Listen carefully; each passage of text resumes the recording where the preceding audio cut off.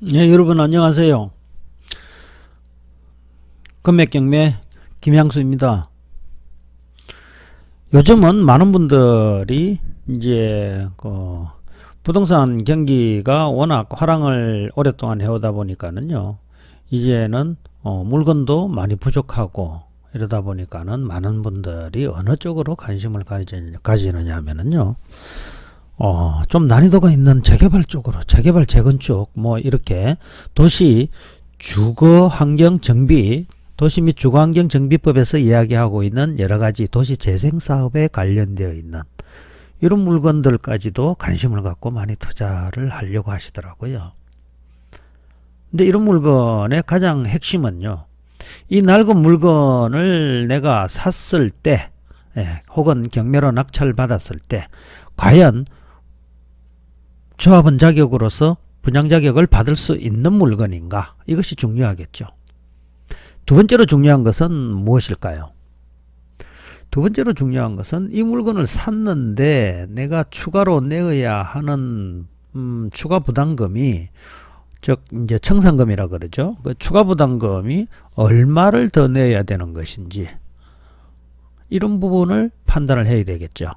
근데 그 부분을 판단한다는 것은 상당히 사업 초기 단계에서는 상당히 어려운 일입니다. 특별하게 어떤 그 일대 전체에 대한 어떤 그림을 그리면서 한번 사업성 분석을 해보는 작업을 해보지 않는 이상은요, 상당히 힘든 일이거든요. 그렇지만은 이제 대부분의 많은 분들은 이제 감으로 투자하는 경우가 많지요. 예. 그리고 세 번째로는 중요한 내용이 뭘까요? 이것이 얼마만큼의 기간이 걸릴 것인지에 대한 예측이죠. 예.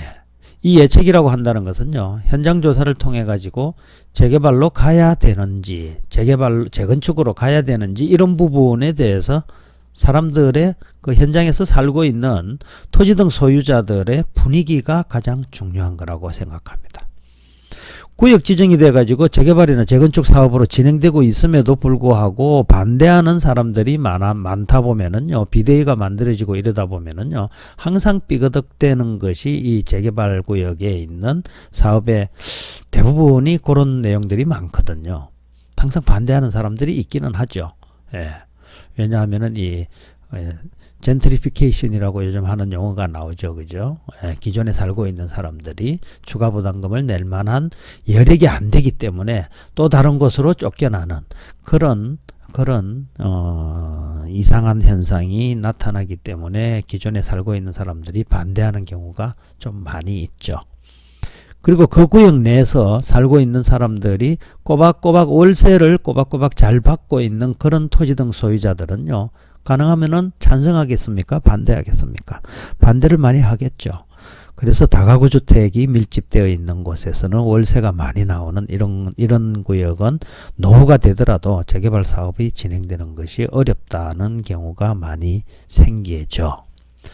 오늘 보는 이 물건은요, 이 물건 한번 살펴보면은 서울입니다. 도봉구 도봉동에 있는 재개발 물건인데요.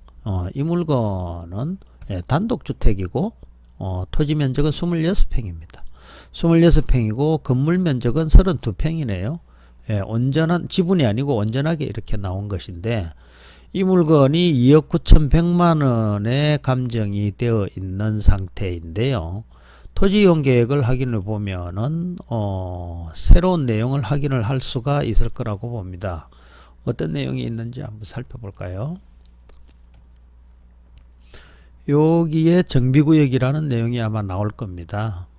여기 주거환경 정비구역 이렇게 나오죠. 그죠? 정비구역 해가지고 도시 및 주거환경 정비법에 의해 가지고 정비구역인데, 요 정비구역이라는 내용만으로는 확인하기가 좀 쉽지 않죠. 재개발인지 재건축인지. 그렇다면은 내가 전혀 모르는 상태에서 그러면은 이런 물건을 토지이용계획 확인서를 봤더니 정비구역으로 적혀 있다. 그러면은 좀 더 자세하게 알아보기 위해서, 개략적으로 한번 알아보기 위해서, 뭐 구글이나 네이버에서 한번 검색을 해보면 되겠죠. 검색하는 것으로 해가지고 한번 제가 한번 찾아볼까요? 도봉동 재개발 우선에 한번 제가 검색창에다가 한번 넣어 보겠습니다. 넣어 보면은 어떤 내용이 나오는지 한번 살펴볼까요? 한번 보겠습니다. 땡겨 보겠습니다. 도봉동 재개발 해가지고 도봉 2구역 해가지고 도봉 2구역 주택 재개발해서 나오죠. 나오는데 여기 도봉동 98-4번지인데 이 물건은 도봉동 95번지 일대 해가지고 부지의 조합은 130명. 조합은 130명 하고 또 이렇게 나오죠. 그죠? 건폐율 34%, 용적률 253% 해가지고 조합은 130명인데 5개 동으로 299세대를 구성으로 해가지고 완공, 뭐 아파트 완공을 예정하고 있다라는 내용이죠. 이런 내용에 대해서 기본적으로 알았으면은 일단은 좀 더 검색을 해가지고 이 지역의 분위기를 좀 살펴봐야 되겠죠. 반대하는 사람이 많은지, 혹시 뭐 시장이 많아가지고 시장에서 월세 꼬박꼬박 받고 있는 토지 등 소유자가 많다 그러면은 반대를 또 할 수도 있겠죠. 반대를 할 수도 있겠죠. 그럼 반대하는 사람들이 많으면은 또 시간이 오래 걸릴 수도 있다는 이야기거든요. 그런 부분을 감안을 해가지고 현장 조사를 한번 해보면은요, 위치적으로 입지를 한번 살펴보면은 또 위치가 어느 정도에 해당되는 것인지 지도상으로도 충분히 쉽게 판단해 볼 수 있습니다. 어려운 내용이 전혀 아니거든요. 살펴보면은 도봉 2주택 재개발 해가지고 이렇게 도봉 2주택 재개발 해갖고 요 일대로 해가지고 재개발 사업이 진행되고 있네요. 그죠? 그러면은 이 일대가 인근에 역세권이 어디 있는지 한번 살펴보면은 여기에 도봉역이 있고 여기 방학역이 있네요. 그죠? 방학역이 있고 도봉역이 있고, 거리를 한번 대충 한번 볼까요? 직선 거리로 보면은 500m 정도고 이쪽으로도 500m 정도. 뭐 정확하게 가까운 역세권은 아닙니다만은 요 인근에 여기에 흐르고 있는 요 하천 이름이 뭘까요? 이게 중랑천이죠. 이게 중랑천 맞나요? 여기에 한강으로 쭉 내려오고 있는 중랑천 맞죠? 그죠? 동부간선도로 따라가고 있는 곳이니까 중랑천을 바로 옆에 끼고 있는 곳이고, 왼쪽으로는 서쪽으로는 이쪽에 도봉산도 있고 하니까는 서울에서는 약간 북쪽에 있는 곳이지만은 그렇게 위치가 입지적으로 나쁜 곳은 아니다라는 생각이 일단 듭니다.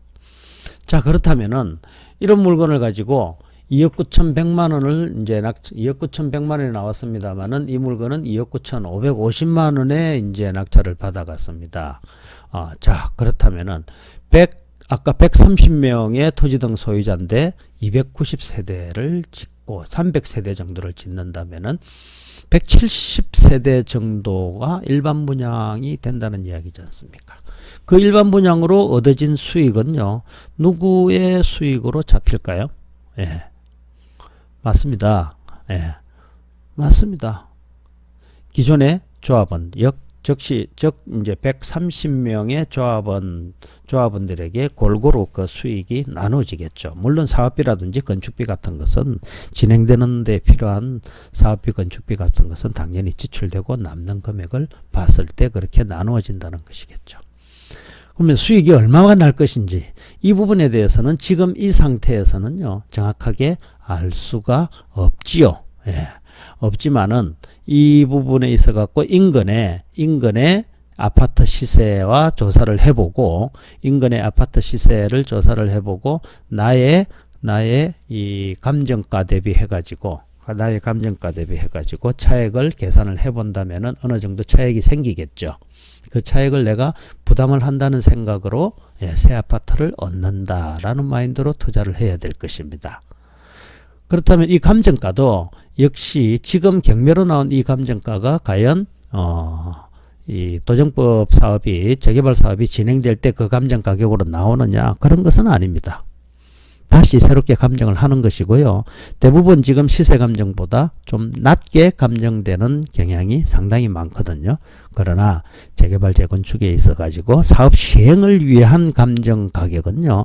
그렇게 큰 수익에 큰 영향을 미치는 것이 아니기 때문에 이 내용이 좀 어렵죠. 그죠? 어렵지만은 좀 실전이기 때문에 이론적인 내용을 말씀을 드리는 데는 다소 한계가 있습니다.